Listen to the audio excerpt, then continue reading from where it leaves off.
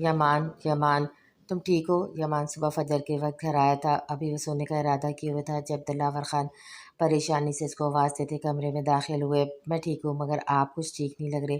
सब खैरियत? यमान बेड से उठता उनके पास आया। अब तुम्हारी गाड़ी देखी मैंने, क्या तुम्हारा एक्सीडेंट हुआ था? अब दिलावर खान ने पूछा। नहीं, एक्सीडेंट तो नहीं हुआ था, बस किसी ने गलती से गाड़ी को पीछे से हिट कर लिया था। यमान ने जवाब दिया। अब तुम्हें चोट वगैरह तो नहीं आई? दिलावर खान ने एक बार पूछा। जी कोई चोट तो नहीं, मैं बिल्कुल ठीक हूँ, आप परेशान मत हो। यमान ने हल्का सा मुस्कुरा कर कहा तो दिलावर खान कुछ पुरसुकून हुए। तुम्हें एक बात बताना चाह रहा था। दिलावर खान जाने वाले थे, फिर एक ख्याल के तहत वो उसकी तरफ पलटे। जी बताइए। मैं शहर से कुछ दिन दूर जा रहा था, एक बहुत ज़रूरी काम है, सिर्फ दुआ करना हो जाएगा। दिलावर खान ने संजीदगी से कहा। कौन सा काम? आप कहे तो मैं चलूं? साहब, यमान ने बखौर इसके तासुरात जांचे। नहीं, मैं अकेला चला जाऊंगा। तुम्हें तो लाहौर जाना है ना, तुम वहाँ जाना, बस यूँ समझ लो मेरी कीमती चीज़ किसी और के पास है, उसको लेने जा रहा हूँ, दुआ करना वो महफूज हो। दिलावर खान ने कहा तो यमान ने महज सर को चंबिश दी। आज उसको दिलावर खान का अंदाज बेहद मुख्तलिफ लगा था। जैसा आपको मुनासिब लगे, मैं वैसे भी 1 घंटे बाद हस्पताल जाऊँगा। आप ही अकेली हैं यामिन के साथ, जबकि लाहौर की फ़्लाइट तो मेरी 2-3 दिन बाद है। यमान ने बताया। मामा आपका बिल्कुल ख़्याल नहीं रखती। जब भी आपको चोट आई ना, अरमान सुबह ही इस्लामाबाद पहुंचा था। उसको जैसे यामिन की चोट का पता चला, वो फ़ौरन अपने घर की बजाय अस्पताल आया था। यामिन के सर पे पट्टी बंदी देखकर उसको बहुत अफसोस हुआ। मैं ख़्याल रखती हूँ, बस कल जाने कैसे लापरवाही हो गई। फजर यामिन का हाथ चूमती फ़िक्रमंदी से गोया हुई। आज उसको अरमान की बात से चिढ़ नहीं हुई थी, वो यामिन के लिए परेशान थी। जानता हूँ, मैं बस यामिन को हंसाना चाह रहा था। अरमान ने एक नज़र चॉकलेट खाते यामिन को देखकर उससे कहा। आप कल कहाँ थे? यामिन ने अरमान से पूछा। मैं कल शहर से बाहर था, आपके जो मामू हैं ना, उन्होंने काम से भेजा था। अरमान ने मुस्कुरा कर कहा। फजर रे बा, को बा, फजर बात सुनना। ईशा एक नज़र मुस्कुराकर यामिन से बात करते अरमान को देखकर फजर से बोली। तो फजर स्टूल से उठकर बाहर की जानिब आ गई। ये यमान का स्टूडेंट यहाँ क्या कर रहा है? फजर बाहर आई तो ईशा ने पहला सवाल यही दागा। यमान ने शायद भेजा हो। फजर ने कहा शायद, पर तुम्हें नहीं लगता यामिन को उसके साथ इतना अटैच होना चाहिए? ईशा ने सवाली नज़रों से इसको देख कर कहा। तुम्हारे कहने का मतलब क्या है? वो यमान की उम्र का है, अब तुम अगर कुछ उल्टा सीधा सोच रही हो तो इस ख्याल को अपने जहन से निकाल दो। फजर ने सख्ती से इसको झिड़का। गुस्सा मत हो, मैंने जस्ट एक जनरल बात कही है, वो यमान से छोटा नहीं। दूसरी बात यह है कि यामिन को किसी अजनबी के साथ इतना क्लोज होना नहीं चाहिए। ईशा ने इसको गुस्सा करते देखा तो अपनी बात का मतलब समझाया। मैं ख्याल करूँगी। फजर ने बस ये कहा। सुबह शाजिल की आंख मुसलसल अपने फ़ोन पर आती कॉल पे खुली तो उसने हाथ बढ़ाकर देखा तो दुरेशा की कॉल थी। इसको अपना सर दर्द से फटता हुआ महसूस हो रहा था। उसने साइड टेबल पर देखा तो नींबू पानी का गिलास भी पड़ा था। लाला की कॉल, वो भी इतनी सुबह सुबह। शाजिल बैठने की कोशिश करता परेशान हुआ दुरैत की कॉल देखकर। अस्सलाम वालेकुम लाला, खैरियत? शाजिल कॉल रिसीव करता दुरैत से बोला, जबकि दूसरे हाथ से उसने नींबू पानी का गिलास उठाया। तुम कल रात फिर क्लब गए थे? दूसरी जानिब दुरेशा ने सख्त लहजे में इस्तफ़ार किया। आपको किसने बताया? शाज़िल ने संजीदगी से पूछा। मुझे सवाल के बदले सवाल नहीं बल्कि तुमसे जवाब चाहिए। दुरैत ने टोक टोक कहा। जी गया था, अरहम की बर्थडे थी और आप प्लीज़ मेरी जासूसी ना करवाया करें, मैं कोई बच्चा नहीं। शाज़िल बेजार हुआ। आपने हैवी डोज ली थी, किसी और की गाड़ी भी हिट कर ली थी, तुम्हें पता है अगर इसको नुकसान होता तो तुम कितने मसले में पड़ सकते थे। जिसकी गाड़ी तुमने ठोकी है वो कोई मामूली शख्सियत नहीं थी। दुरैत ने गुस्से से कहा। आप ये मत पूछना मुझे कहीं चोट तो नहीं आई, बस ये फ़िक्र कहीं उस शख्सियत को नुकसान पहुंच जाता तो ये होता कौन था? वो प्राइम मिनिस्टर था। शाज़िल चिढ़ गया। गुलकार था यमान मुस्तकीम। दुरैत ने बताया तो शाज़िल को याद आया, वो जिसको कुछ माह पहले हार्ट अटैक भी आया था। शाज़िल ने कान की लौ खुजाकर पूछा। मैंने तुम्हें इसलिए कॉल नहीं की कि तुम मुझसे यमान मुस्तकीम का बायोडाटा लो, मैंने इसलिए कॉल की है कि अब तुम शादीशुदा हो, इसलिए खुद भी बदलाव लाओ। दुरैत ने सख्ती से कहा, जबकि उसके कमरे में आती आविश यमान मुस्तकीम नाम सुनकर एक पल को साकित हो गई थी। जी और कोई हुक्म? शाज़िल ने कहा। यही कर लो, बड़ी बात है। दुरैत न तंज़ी अंदाज में कहता कॉल कट कर गया। जब इसकी नज़र दरवाजे के पास गुमसुम खड़ी आरविश पे पड़ी। आरो, यहाँ वहाँ क्यों खड़ी हो? अंदर आओ, कोई काम था? दुर्रित ने आरविश को देखकर मुस्कुरा कर कहा, जी बात करनी थी। वैसे आप किससे बात कर रहे थे? आरविश ने अपना लहजा नॉर्मल किए पूछा। तुम्हारे नालायक लाला शाजिल से, दुर्रित ने बताया। ऐसे तो नहीं बोले, वो बहुत अच्छे हैं। आरविश फ़ौरन शादिल की दफ़ा में बोली। छोड़ो शादिल को, तुम बताओ क्या बात करने आई थी? दुरेत ने कहा, मैं हरीम के सिलसिले में आपसे बात करने आई थी। क्या आपको नहीं लगता ये सब बहुत जल्दी हो रहा है? अगर आपको उसको अपनी पसंद में ज़िंदगी में शामिल नहीं करना चाहते तो हरीम की शादी भी ना करवाएं। आविश ने अपने आने का मकसद बयान किया। वो तो बच्ची है, कम से कम तुम तो बच्ची होने का मुजाहिरा न करो। यही वक्त है हरीम की शादी का, वो आहिस्ता आहिस्ता समझ भी जाएगी। दुरेत ने कहा, आप उससे शादी क्यों नहीं कर लेते? माना कि उम्रों का फ़र्क है, मगर वो आपसे बहुत प्यार करती है। आपके अलावा उसको कोई खुश नहीं रख सकता। आप जानते हैं मोहब्बत के खोने का दुख तो आप क्यों चाहते हैं? आरविश खामोश। आरविश जो उसको समझाने की खातिर बोल रही थी। दुरेत ने सख्ती से उसको टोक दिया। मैं कोई बात करना नहीं चाहता। इस मामले में मुझे तुमसे ज़्यादा हरीम की फ़िक्र है। मैं कोई भी फ़ैसला उसके लिए गलत नहीं ले सकता, और जो मैं ले रहा हूँ वही बेहतर फ़ैसला है। दुरेत दोबारा से उसकी बात काटी तो अरविश खामोशी से इसके कमरे से जाने लगी। तो दुरेत को एहसास हुआ बहुत सख्त हो गया था। तभी उसको आवाज़ दी, आरो एक मिनट मेरी बात सुनो। आज के लिए इतना ही काफ़ी है। ये आप लोगों का आपसी मामला है, मुझे दरमियान में नहीं आना चाहिए था। आरविश बिना पूरे बोली, ऐसी बात नहीं। दुरेत शर्मिंदा हुआ। चलती हूँ, आरविश संजीदगी से कहती कमरे से निकल गए। शिट यार, दुरेत को खुद ब खुद सा आने लगा। दूल्हे से बात करने के बाद शादिल फ्रेश होकर कमरे से बाहर आया तो माई उसको कहीं नज़र नहीं आई। उसे चारों तरफ नज़र घुमाकर अपना रुख किचन में किया तो माई को किचन में पाया। Good morning. शादिल उसको मॉर्निंग विश करता फ्रिज से पानी की बोतल निकालने लगा तो उसी तरह माई शादिल की मौजूदगी महसूस करके काँप सी गई थी। क्या हुआ? शादिल को जवाब देता नहीं पाया तो पूछा। कुछ नहीं। माई ने लड़खड़ाहट भरे लहजे में कहा, तुम्हारी ज़बान लड़खड़ा क्यों रही है? तबीयत तो ठीक है? शादिल ने हाथ बढ़ाकर उसकी पेशानी छूना चाहिए, पर माहिबुदा उससे दूर रही। मैं ठीक हूँ बिल्कुल। माथे पे आया पसीना साफ करते माही ने जवाब दिया। कल रात के बाद उसमें इतनी हिम्मत थी शादिल से नज़रें मिलाने की, जबकि दिल में कहीं न कहीं इसको ये डर भी लग रहा था कि शादिल सब कुछ भूल तो नहीं गया। आखिर उसने नावलों में पढ़ा था, शराब पीने के बाद इंसान को कुछ याद नहीं रहता, और शादिल का इतना नॉर्मल रिएक्शन उसको अलग अलग वसवसों से रोशनास करवा रहा था। लग तो नहीं रही। खैर, ब्रेकफास्ट तैयार है तो दे दो, मुझे बाहर जाना है। शाज़िल ने कंधे उचका कर कहा, आप जाएं, मैं लाती हूँ। माई ने कहा तो उसको शाज़िल की मौजूदगी डिस्टर्ब कर रही थी। जबकि उसकी बात सुनकर शाज़िल किचन से निकलता डाइनिंग टेबल पर जाकर बैठ गया। उसके जाने के बाद माई खुद में हिम्मत जमा करती उसके लिए नाश्ता लेती बाहर आई। टेबल पर मैं उसका नाश्ता सजाती खुद जाने लगी तो शाज़िल ने हाथ पकड़कर उसको रोका। क्या आज तुम मेरे साथ नहीं करोगी नाश्ता? शाज़िल ने इसको यूं जाता देखा तो पूछा, मुझे भूख नहीं। माही ने ज़ोर से आंखों को मीच कर जवाब दिया, ये क्या बात हुई? रोज़ साथ करते हो तो आज भी करो। शाज़िल उसकी बात नामाकूल लगी। आप कर ले, मैं बाद में कर लूँगी। माही ने बहाना तराशा। मेरे साथ करने में क्या मसला है, और आज तुम्हें हो क्या गया है? शाज़िल ने बिलाखिर पूछ ही लिया। कुछ नहीं हुआ। माही जवाब देती खुद भी कुर्सी की सीट पर बैठ गई। उसने मिनट में फैसला कर लिया था, अगर शाज़िल नॉर्मल अंदाज में उससे बात कर रहा है तो वो भी नॉर्मल रहने की कोशिश करेगी। तुम्हारी स्किन को क्या हुआ है? स्लाइस खाते शाज़िल की नज़रें उसके चेहरे पर पड़ी तो पूछा, मेरी स्किन को कुछ भी तो नहीं। माही गाल पे हाथ रखती बोली, तुम्हारा चेहरा लाल हुआ पड़ा है। तभी वो पूछा। शाज़िल ने जैसी वजह बताई, जबकि उसकी बात सुनकर माही उसका मुंह तकती रह गई। उफ़ अल्लाह, क्या बेनियाज़ी है इन मौसूफ़ को, ये भी नहीं पता कि मुझे इनसे शर्माहट महसूस हो रही है। माही ने शाज़िल को रग़बत से नाश्ता करते देखा तो बेसाख्ता सोचा, मामू मुझे आइसक्रीम भी खानी है। यामिन की स्टडी स्टार्ट होने के बाद उसको पार्क लेकर गया था। अब उसको लेकर घर जाने वाला था जब उसने फरमाइशी अंदाज में कहा, ओके चलते हैं आइसक्रीम पार्लर। यमान उसकी बात सुनकर मुस्कुरा कर बोला और गाड़ी आइसक्रीम पार्लर की जानिब मोड़ दी। शाज़िल किसी काम से कोर्ट जाने वाला था जब उसकी नज़र आइसक्रीम पार्लर में मौजूद किसी बच्चे के साथ खड़े यमान पे पड़ी, जहाँ बस इक्का दुक्का ही लोग थे। अब वो सोचता अपनी गाड़ी से उतरता यमान के पास गया। हाय। शाज़िल ने उसकी अपनी जानिब मुतवज्जा करना चाहा। अस्सलाम वालेकुम। यमान ने एक नज़र उसको देखकर सलाम करने लगा। वालेकुम सलाम। मैं कल होश में नहीं था, फिर भी तुम्हें पहचान लिया, मगर लगता है तुमने नहीं पहचाना मुझे। शाज़िल मुस्कुराकर कहता, पास वाली चेयर पर बैठा, आपको ऐसा क्यों लगा मैंने आपको पहचाना नहीं होगा? یمن اپنا دھیان یامین سے ہٹاتا اس کو جانب کیے بولا، کیونکہ آپ کا ایٹیٹیوڈ یہی بتا رہا ہے۔ شاذل نے غور سے یامین کو دیکھ کر اس سے کہا، ایسی بات نہیں، میں نے آپ کو پہچان لیا تھا، شاذل شاہ نام ہے نا آپ کا؟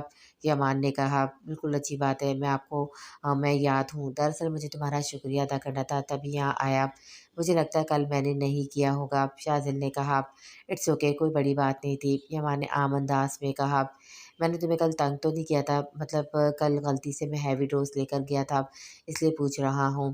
یادل نے جاننا چاہا، میں کون سا لڑکی تھا جو نشے میں ہونے کی وجہ سے آپ مجھے تنگ کرتے؟ یمان اس کی بات کے جواب میں بولا تو شاذل ہنس پڑا، کافی اچھی باتیں کر لیتے ہیں، خیر یہ بتاؤ تمہارا بیٹا ہے یہ، اور اس کے سر پہ کیا ہوا ہے؟ شاذل نے آئس کریم کھاتے یامین کو دیکھ کر یمان سے پوچھا، بھانجا ہے میرا، سیڑھیوں سے گرنے کی وجہ سے چوٹ آئی ہے، یمان نے بتایا۔ سیریسلی تمہارا بھانجا ہے؟ سیم تمہاری کاپی ہے، مگر اس پار ڈمپلس ہیں، شاید تمہارے پاس نہیں۔ شاذل نے غور سے یامین کو دیکھا تو کہا، کیونکہ آئس کریم کھانے کی وجہ سے یامین کے گالوں پہ ڈمپلس کے نشان نمایاں ہوئے تھے، بھانجے اپنے ماموں پہ ہی جاتے ہیں۔ یمان محبت سے یامین کو دیکھتے بولا، مگر اس نے یہ بتانا ضروری نہیں سمجھا، گہرے ڈمپلس اس کے گالوں پہ پڑتے ہیں۔ تم سنگر ہو رائٹ؟ شاذل نے جاننے کے باوجود بھی اس سے پوچھا جانا کیونکہ اس کو یمان سے بات کرنا اچھا لگ رہا تھا۔ رائٹ، یمان نے مختصر سے جواب دیا۔ اکیلے رہتے ہو یا فیملی کے ساتھ؟ شاذل نے اسے ایسے سوال کرا تھا جیسے جانے کتنے برسوں کی پہچان ہو۔ فیملی کے ساتھ، یمان نے بتایا۔ اچھا نائس، میں یہاں پہلے اکیلا رہتا تھا مگر اب اپنی بیوی کے ساتھ رہتا ہوں، شاذل نے خود ہی بتا دیا۔ لگتا ہے آپ اپنی بیوی سے بہت پیار کرتے ہیں، تبھی کل رات بھی اس کا ذکر اب بھی بیوی لفظ پہ یمان کے دماغ میں کل والا واقعہ تازہ ہوا تو کہا، اچھا میں بار بار کر رہا تھا؟ شاذل کو ہنسی آئی تھی۔ یمان نے ہنگارہ بھرا، ویسے تم کہہ کر پکار سکتے ہو، آپ سے عجیب بڑھاپے والی فیلنگس آتی ہے۔ شاذل نے کہا تو یمان نے محض کو سر کو چمبش دی۔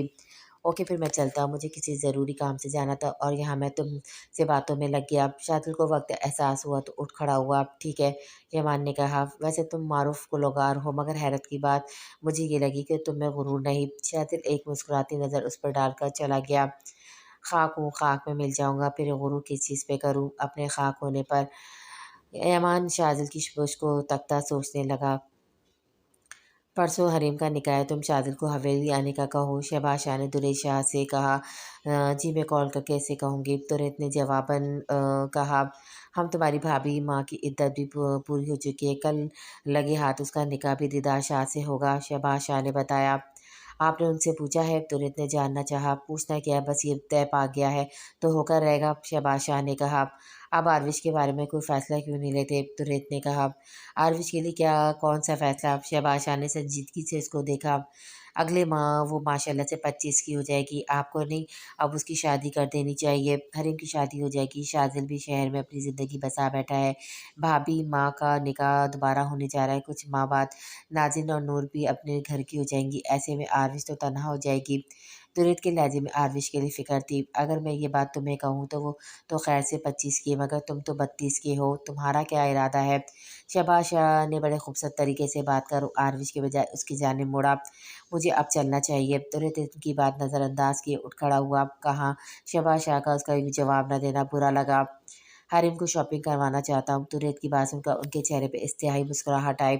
اب تم اس پہ اتنے مہربانیاں کرنے کی ضرورت نہیں، جب شادی سے انکار کر دیا تو اب بس چھوڑ دو اس کی فکر کرنا، شہباز شاہ نے تندیہ انداز میں کہا۔ میرا فیصلہ درست ہے، اس بات کا اندازہ آپ سب کو ایک دن ہو جائے گا، تریت سنجیدگی سے بولا۔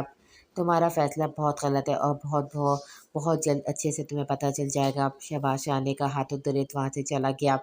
شاہ سائیں آپ سے کوئی ملنے آیا ہے؟ شہباز شاہ تریت کے جانے کے بعد زمینوں کا حساب چیک کر رہے تھے جب ایک آدمی نے آ کر بتایا۔ کون؟ شہباز شاہ نے پوچھا۔ نام نہیں بتایا مگر میں نے مہمان خانے میں ان کو بٹھایا، خود آپ کا دوست بتا رہے تھے، گاؤں کے لگتے نہیں، شاید کسی شہر سے آئے ہیں، آدمی نے بتایا تو شہباز شاہ پرسوچ ہو گئے۔ ٹھیک ہے، اس کی مہمان نوازی کا انتظام کرو، میں آتا ہوں، شہباز شاہ نے کہا تو وہ سر ہلاتا چلا گیا۔ تھوڑی دیر گزرنے کے بعد شہباز شاہ بھی اٹھ کر رخ مہمان خانے کی جانب کیا۔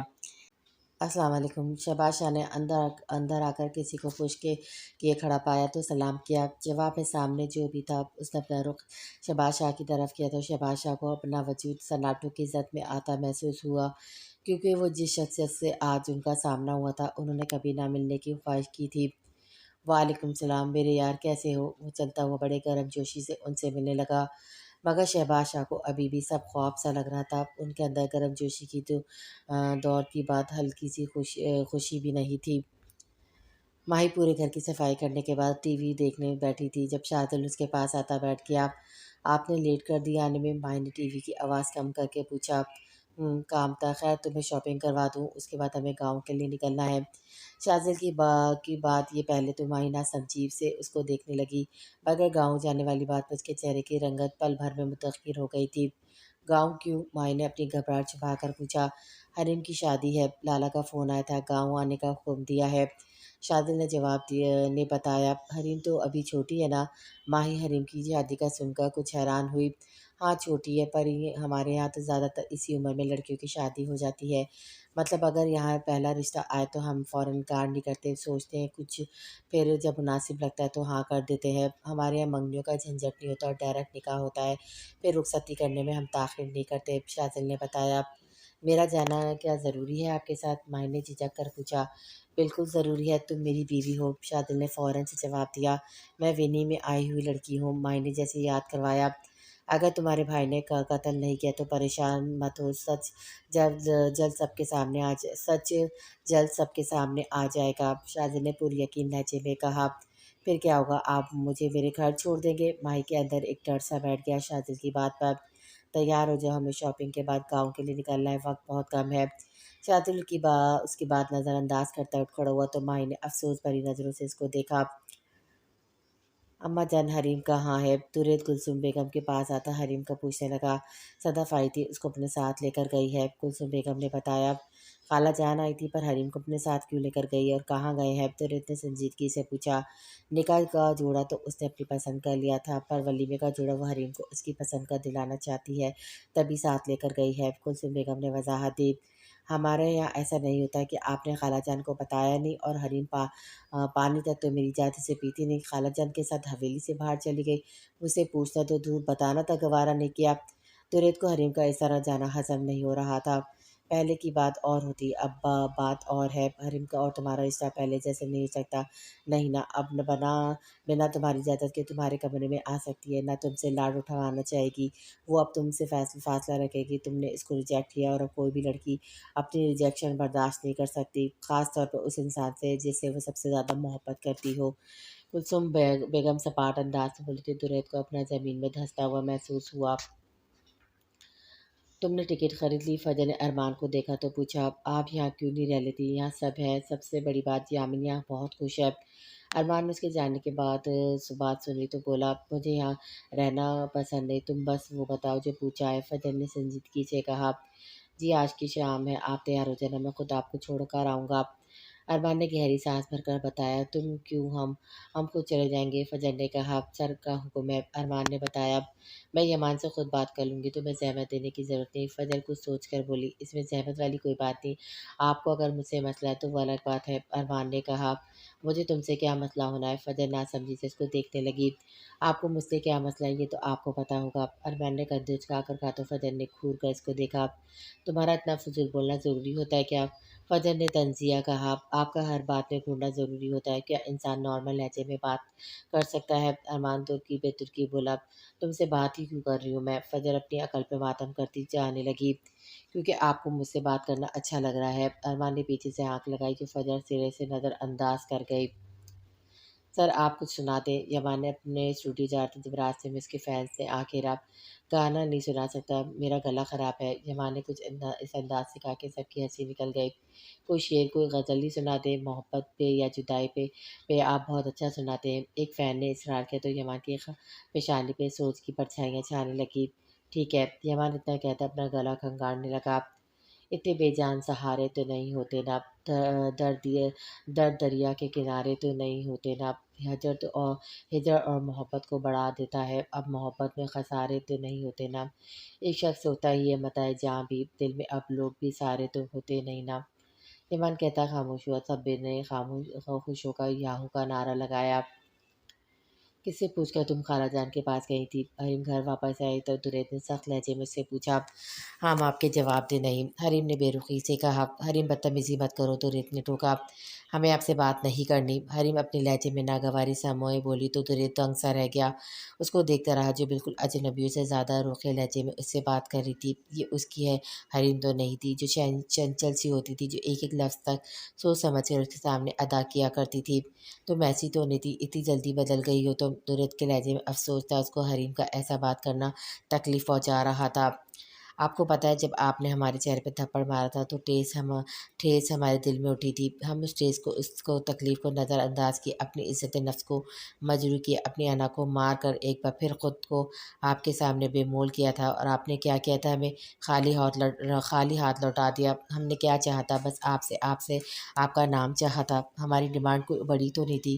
ہم آپ کے کمرے کے کسی کونے میں پڑے رہتے، آپ سے اف تک نہیں کہتے، آپ کا ہر ظلم مسرا کر سہ جاتے۔ ہم نے کوئی آپ سے یہ تو نہیں کہا تھا کہ ہمیں آپ کی محبت چاہیے، ہمیں آپ کی توجہ چاہیے۔ ہم نے بس یہ کہا تھا ہمیں اپنی نگاہ میں لے، اس کے بعد چاہے آپ ہم پہ ایک نظر نہ ڈالیں، کوئی حقیقی چیز سمجھ لیتے، مگر ہمیں تب تک ایک چیز کا افسوس تھا نہ ہوتا کہ ہم نے جس کو دل دیا ہے وہ ہمارا نہ محرم نہیں بلکہ محرم ہے۔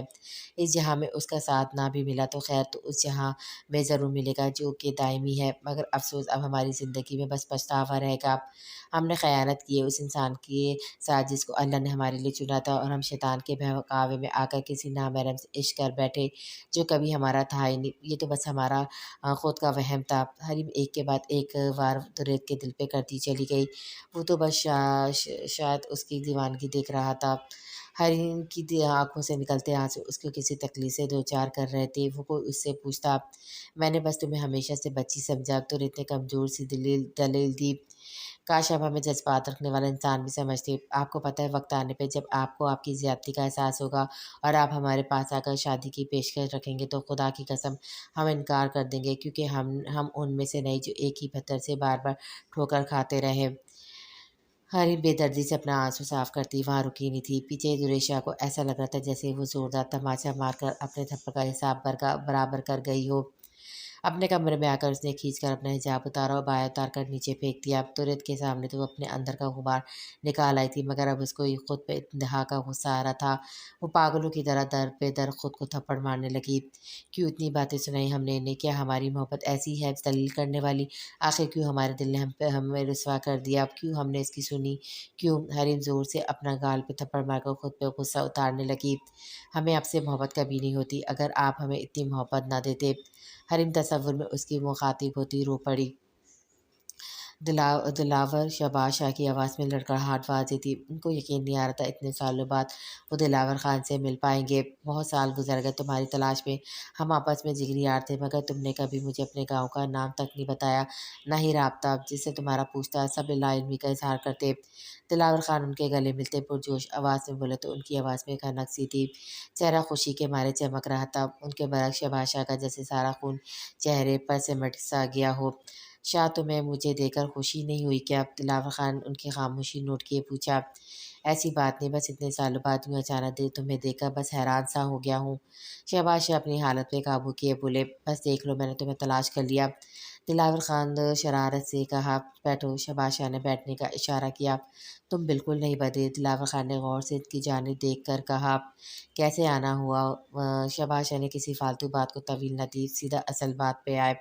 تم سے ملنے آیا تھا اور اپنی امانت لینے آیا ہوں، دلاور خان پرسکون لہجے میں کہا۔ کون سی امانت؟ شہباز شاہ نے بے خبری کا مظاہرہ کیا۔ اپنی بیٹی حور کو لینے آیا ہوں جو تمہیں دی تھی 24 سال پہلے امانت کے طور پہ۔ دلاور خان کو ان کے ایسے پوچھنے کی سمجھ نہیں آئی تھی، ان کا دل انجانے خوف سے دھڑک اٹھا تھا۔ وہ 24 سال پرانی بات تھی جو 24 سال پہلے ہی ختم ہو چکی تھی۔ شہباز شاہ کے لہجے میں بلا کا اعتماد آ چکا تھا۔ شاہ بات ختم نہیں ہوئی تھی، مت بھولو میں نے اپنی بیٹی اپنا خون تمہیں سونپا تھا، اعتبار کیا تھا، اگر تمہیں یاد نہ ہو تو کروا دوں، تم نے وعدہ کیا تھا امانت میں خیانت نہیں کرو گے۔ دلاور خان کو غصہ آ گیا تھا، پٹھان کا خون جوش میں آ رہا ہے۔ शहबाज शाह इतना कहकर हंस पड़े। खान तुम्हारे पास 4 बेटी है ना, उनके पास खुश रहो, भला औलाद भी कोई अमानत में देने वाली चीज़ है। शहबाज शाह ने कहा, मेरी बेटी कहाँ है? दिलावर खान ने सर्द अंदाज में पूछा, अपने घर में है। तुम्हें ये तो याद है मैंने क्या कहा था? तो ये भी याद होगा तुमने क्या कहा था, मेरी बेटी को अपना नाम दो। तो मैंने उसको अपना नाम दे दिया है। अब तुम जिसको लेने आए हो बतौर अमानत, वो तो वो शहबाज शाह की बेटी है। 3 या 4 की नहीं, माशाल्लाह से 24 की है। वो कभी तुम्हें अपना बाप तस्लीम नहीं करेगी, क्योंकि उसकी नज़र में उसका बाप शहबाज शाह है और वो शहबाज शाह से प्यार करती है। उसके हर डॉक्यूमेंट्स में कोई हूर दिलावर खान नहीं, बल्कि सैयदा आरवी शाह शहबाज शाह मिलेगी। बच्चा जब बोलने लगता है तो माँ लफ्ज़ निकालता है, जबकि जिसको तुमने अपनी बेटी बोल रहे हो उससे पहला लफ्ज़ मुझे देकर बाबा बोला था। रात के वक्त सोने के लिए बच्चे को ज़्यादातर माँ की ज़रूरत है, मगर आरविश को जब तक गोद में न उठाता उसको नींद नहीं आती थी। उसका आइडियल बाप फिल्म इंडस्ट्री में काम करने वाला दिलावर खान नहीं। वो किसी दिलावर खान को नहीं जानती, अगर जानती भी होगी तो बस इस हैसियत से कि फला फिल्म का डायरेक्टर दिलावर खान था, फला फिल्म का राइटर दिलावर खान था। आरवी शाह की ज़िंदगी 3 मर्दों के गिर्द घूमती है। पहला शहबाज शाह जो उसका बाप था, दूसरा दुरेश शाह जो उसका भाई जिसको लाला लाला कहते वो नहीं थकती, दूसरा शादिल शाह जिसमें उसकी जान बसी है। तुम खुद सोचो, क्या वो तुम्हारे पास आएगी? बस ये सुनकर तुम उसके हकीकी बाप हो, ये सुनकर क्या वो अपनी ज़िंदगी के 24 साल भूल जाएगी, जहाँ उसने अपनी आँख खोली, जहाँ उसने चलना सीखा। शहबाज शाह ने मखरूर लहजे में कहा, तो उनके हर एक लफ्ज़ में गुरूर और हकीकत की झलक थी। तो मैं ये समझूँ मेरा दोस्त गद्दार निकला, क्योंकि इस्लाम हमें इजाज़त नहीं देता कि किसी बच्चे के नाम पर उसके असल बाप के अलावा किसी और का नाम लगाया जाए। मुझे अफ़सोस हुआ जानकर तुमने कभी हूर को ये नहीं बताया उसका बाप कौन है। दिलावर खान को तकलीफ़ हुई अपने जिगरी दोस्त से ऐसी बातें सुनकर। वो नहीं आरवी शाह कहो। दूसरी बात, शहबाज शाह अपने कॉल का पक्का है, मैं तुमसे गद्दारी नहीं करूँगा। शहबाज शाह संजीदगी से बोले, मुझे मेरी बेटी चाहिए, उसके लिए मैं तुम्हें मुँह मांगी कीमत दूँगा। दिलावर खान का यकीन शहबाज शाह से उठ गया था। मैं तुम अपना सब कुछ देता हूँ, ज़मीनें, कारोबार, रुपया, पैसा, बस तुम जिस खामोशी से आए हो उसी खामोशी से चले जाओ कि तुम्हारी कोई 5वीं बेटी भी है। शहबाज शाह ने कहा, मैं अपनी बेटी का सौदा नहीं करूँगा। दिलावर खान ने एक झटके से उठ खड़े हुए। गुस्सा आया ना सुन के उस बेटी के लिए जिसको तुमने बस चंद घंटे अपनी बाहों में उठाया था, तो सोचो मुझे कितना गुस्सा आया होगा। तुम्हारी बात सुनकर मैंने 24 साल उसको बेटी बना कर रखा, अपने सगे बेटों से ज़्यादा उसको मोहब्बत दी। क्या मैं उसका सौदा करूँगा? शहबाज शाह भी उठकर तंज किया। देखो शाह, वो मेरी बेटी है, ये एक ऐसी हकीकत है जिसको तुम झुठला नहीं सकते। प्यार देने से वो तुम्हारी बेटी नहीं हो सकती। दिलावर खान ने कहा, ठीक है, मैं नहीं चाहूँगा हमारी दोस्ती में कोई रुकावट आए। मैंने तुमसे अमानत ली थी, अब अमानत वापस भी करूँगा, पर उसके लिए मुझे वक्त चाहिए। शहबाज शाह ने कुछ सोच कर कहा, वक्त क्यों? दिलावर खान ने पूछा। दिल के किसी कोने में सुकून की लहर दौड़ गई थी। मैंने कहा ना, वो कोई 4 या 5 साल की बच्ची नहीं जिसको तुम बताओ कि मैं तुम्हारा बाप हूँ तो वो तुम्हारे साथ लपट जाएगी। 24 साल उसने जिसको अपना बाप समझा हुआ, उस बाप को नहीं, इस हकीकत को बताने के लिए वक्त चाहिए। हवेली में किसी को नहीं पता, आरविश का सिवाय मेरे और मेरी बीवी के बहुत लोगों को समझाना है। उसके भाई हैं वो जो कभी उसको जाने नहीं देंगे, उनको संभालने के लिए वक्त चाहिए। शहबाज शाह ने कहा, तो पहले जो उनकी नीयत बदल गई थी, अब अचानक से उन्होंने अपने दिल को टपट लिया था। एक दफ़ा मैं अपनी बेटी को देख लूँ, उसकी कोई तस्वीर वग़ैरह भी मिल जाती तो अच्छा होता। उसकी माँ देख लेती तो चैन आ जाता। दिलावर खान ने कहा, हमारे यहाँ फ़िलहाल शादी का माहौल है, वो गुज़र जाए खैरियत से, उसके बाद तुम अपनी अमानत लेकर जा सकते हो, मगर हम जब चाहें आरवी से मिल सकते हैं, इस पे कोई पाबंदी नहीं होगी। शहबाज शाह ने अभी से दो टूक कहा, उसके लिए तुम परेशान मत होना, क्योंकि मुझे पता है मेरी बेटी पर मेरे से ज़्यादा तुम्हारा हक है। दिलावर खान ने पहली बार मुस्कुरा कर कहा, कुछ माँ फिर सब्र करो। शहबाज शाह ने कहा, 2 माह बाद तहूर की सालगिरह, उससे पहले अगर चलती तो। दिलावर खान इतना कहते चुप हो गए। मैं फिर बताऊंगा, सोचकर तुम अपना नंबर देते जाओ। शहबाज शाह ने कहा, मेरा नंबर वही है जो आज से 24 साल पहले था, मैंने चेंज नहीं किया, क्योंकि मुझे लगता था कि शायद तुम कोई राब्ता करो। दिलावर खान ने मुस्कुरा कर कहा, ठीक है, फिर मैं तुम्हें कॉल पर बता दूंगा। शहबाज शाह ने गहरी सांस भरकर कहा, तो उन्होंने सर को खम दिया। शहबाज शाह के सीने में उदासी सी फैल गई थी। वैसे मेरी बेटी दिखने में कैसी है? दिलावर खान को अचानक ख़्याल आया तो इश्तियाक भरे लहजे में पूछा, तुम्हारी कॉपी है, बस रंगों का रंग मुख्तलिफ है, पठानों का मुंह बोलता सबूत है, मगर पठानों वाला गुस्सा उसको नहीं आता। शहबाज शाह ने बताया तो उनके चेहरे पे गहरी मुस्कुराहट ने अहाता किया। اداس کیوں ہو؟ شاذد گاڑی ڈرائیو کرتا خاموش بیٹھی ماہی سے بولا۔ وہ دونوں گاؤں جانے کے لیے نکل گئے تھے۔ اداس نہیں ہوں، ماہی نے گہری سانس بھر کر کہا۔ پھر کیا بات ہے جو تمہیں پریشان کر رہی ہے؟ ورنہ تم خاموش نہیں بیٹھا کرتی۔ شاذد نے ماحول میں چھائی خاموشی کو ختم کرنے کی غرض سے مزاحیہ انداز اپنایا۔ بس اپنی زندگی کے بارے میں سوچی تھی کہ ایسے کیا ہو گئی، میں نے ایسا سوچا بھی نہیں تھا جیسے میرے ساتھ ہو گیا ہے، ماہی نے کھوئے انداز میں کہا۔ تو شاذد نے گردن موڑ کر اس کو دیکھا۔ آج اس کو ماہی بہت سنجیدہ لگی، ورنہ جب پہلی بار وہ اس سے ملا تھا تھوڑا ڈری سہمی ضرور تھی، مگر وہ ایسی باتیں نہیں کیا کرتی تھی۔ کیا ہوا تمہارے ساتھ؟ اچھی خاصی زندگی گزر تو رہی ہے تمہاری؟ شاذد نے ایسے کہا جیسے کچھ جانتا ہی نہ ہو۔ آپ کو کیا نہیں پتا میں کس کے بارے میں بات کر رہی ہوں؟ ماہی نے پوچھا۔ دیکھو ماہی، شاذد نے اس کا ہاتھ اپنے ہاتھ میں لیا تو اس کے دل سے ایک بیٹ مس کی۔ مانا کہ تمہاری شادی عام حالات میں نہیں ہوئی، اپنے مستقبل کے لیے تم نے کبھی بھی نہیں سوچا ہوگا، مگر میں ایک بات کلیئر کر دینا چاہتا ہوں، میری وجہ سے تمہیں کبھی کوئی پریشانی نہیں ہوگی، میں کبھی تمہاری خواہشات پہ رکاوٹ نہیں بنوں گا، شاذد نے ایمان بھرے لہجے میں کہا۔ تو اس کے چہرے پہ اطمینان بکھرا تھا، تبھی بنا کچھ کہے اس نے اپنے شاذد کے بازو پہ رکھ دیا۔ اس کی حرکت پہ شاذد محسوس کرا دیا۔ گانا سننا چاہو گی؟